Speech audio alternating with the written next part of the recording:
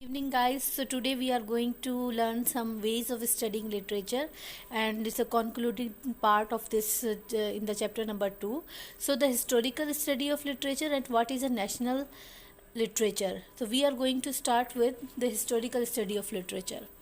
So as we pass from individual book to their authors, so by an equally naturally transition, and we pass from an individual author to the age in which he lived and the nation to which he belonged. We cannot go forward to our study of literature before we realize that it involves to study of the history of literature.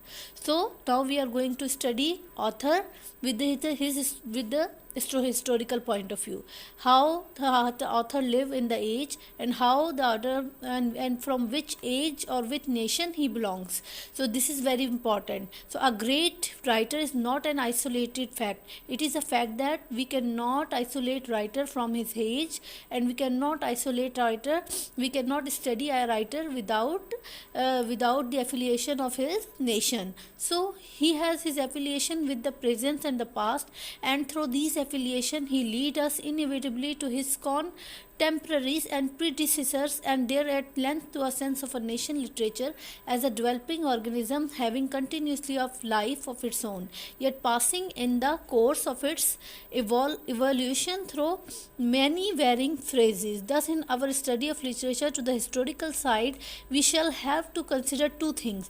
What things we should need to consider?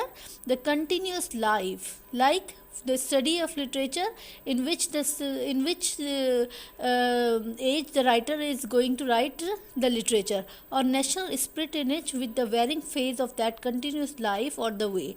The second thing is that the nation spirit, that in the varying phase, like when writer writes, what writer writes, which phase, in which phase he writes, whether it is a war phase, whether it is a phase of great achievements. So these are the different phases that the writer needs to writer writes in those ages, and we need to keep them in mind while learning historical facts and national literature. So the way in which it embodies and expresses the changing spirit of successive age. First, we mean when we speak of the history of any national literature, of the history of Greek or French or English literature. So what we mean by history of any national literature? Do we mean by Greek literature, or do we mean by French literature, or English literature? So the ordinary textbook may perhaps give us the impression that we mean only a chronological account of the man who wrote in these languages and of the books they produced, with critical analysis of their merits and defects and some description of literature, schools and traditions. So what happens? We give the textbooks or the books of literature, or merely give us the examples or account of the chronological account of the man, about his language, about his work in the circumstances in which he critically produced the work, about the merits and defects, demerits, and about the description of literary school and tradition, and of fluctuations in fashions and taste. But in reality we mean much more than this. Now Hudson wants you to go into the further in depth of this analysis. So a national literature is not a miscellaneous collection of books which happen to have written in the same tongue or within a certain geographical areas. So it doesn't mean that the national literature is the literature which produced in the same language, like in the Greek language or in the French language or in the English language, or in the same geographical area, like it belongs to the same area. It is the progressive revelation age by age of such nations' minds and character. So what is the definition of historical or any national literature? Then any national literature is a progressive revelation age by age, so of such nation's mind and character. An individual writer may vary greatly from that nation.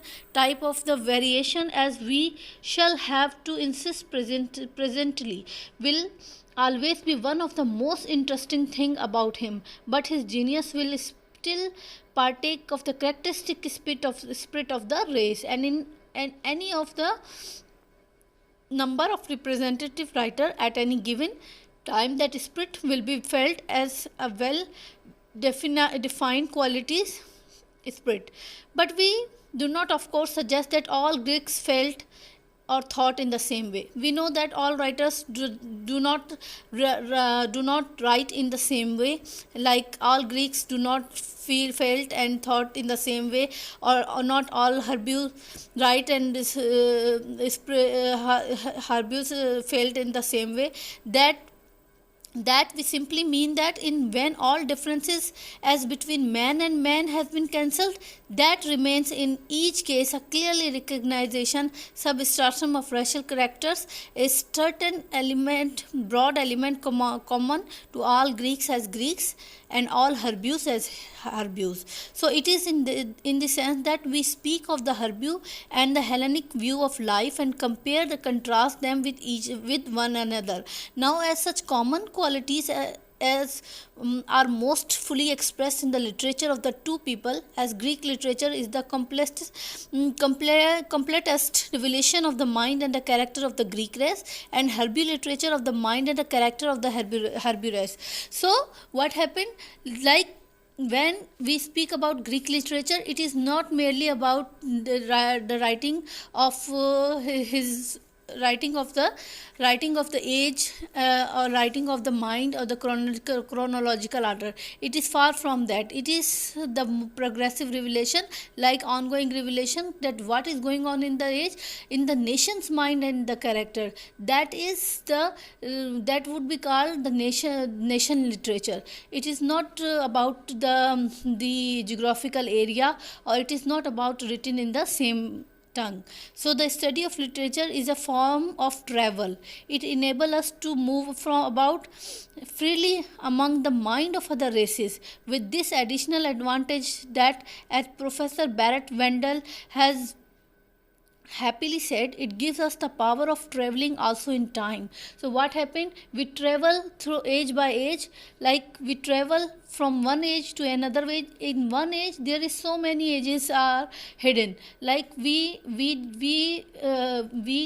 calculate or we separate one age from one era from the other era, then the other era from the other era. So this happened, we become familiar not only with the minds of other races, but with the minds of others epochs as well.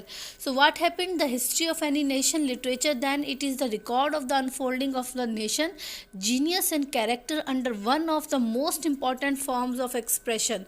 So what happened, in this way the literature become one of the supplement to what we ordinarily call history and a commentary upon it. So it becomes the supplementary to the understanding of a writer or the reader. So history deals mainly with the external of people's civilization, portrays the outward manner of their existence, and tells us about what they did or failed or do not in the practical world of the world. So but it is their literature that we must turn if we would understand their mental and moral characteristics. So it is all about personal, not personal, but the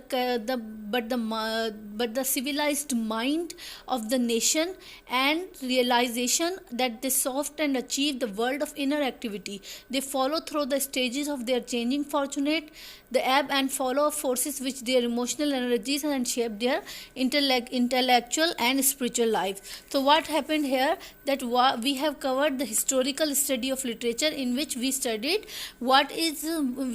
and discussed what is a national literature. What is a national literature? It becomes when we speak of history and any other language, it becomes the progressive revelation age by age of sub-nation and mind. So it is a character development that occur while dealing with the national literature. So the nation's mind and character reading is important in the national literature. In a nutshell, we can say that. So this is the definition of national literature, that it is a progressive relation age by age of such nation, mind and character. So for today it is up for today. We will discuss tomorrow the literature as a social product, literature and the spirit of the age, and the epochs of literature, history, literature and the product of society. Till then, take care. Bye bye.